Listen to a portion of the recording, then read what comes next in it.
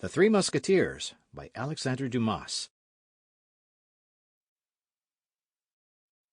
Author's Preface, in which it is proved that, notwithstanding their names ending in OS and IS, the heroes of the story which we are about to have the honour to relate to our readers have nothing mythological about them.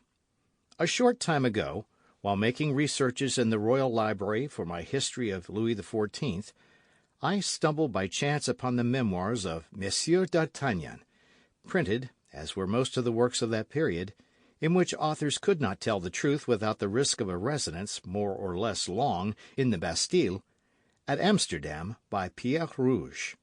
The title attracted me. I took them home with me, with the permission of the guardian, and devoured them.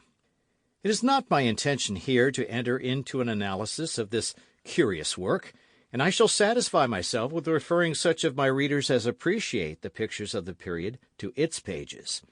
They will therein find portraits penciled by the hand of a master, and although these squibs may be, for the most part, traced upon the doors of barracks and the walls of cabarets, they will not find the likenesses of Louis XIII, Anne of Austria, Richelieu, Mazarin, and the courtiers of the period less faithful than in the history of Monsieur Anquetil.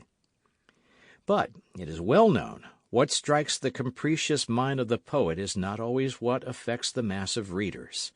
Now, while admiring, as others doubtless will admire, the details we have to relate, our main preoccupation concerned a matter to which no one before ourselves had given a thought.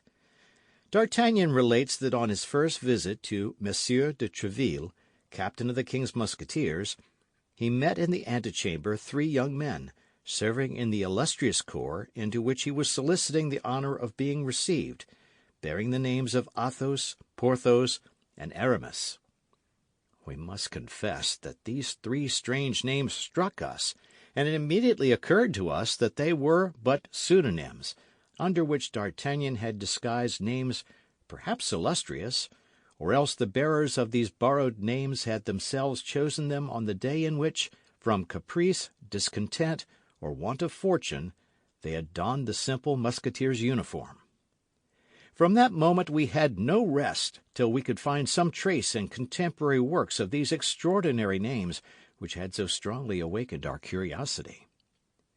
The catalogue alone of the books we read with this object would fill a whole chapter, which, although it might be very instructive, would certainly afford our readers but little amusement. It will suffice, then, to tell them that at the moment at which, discouraged by so— Sample complete.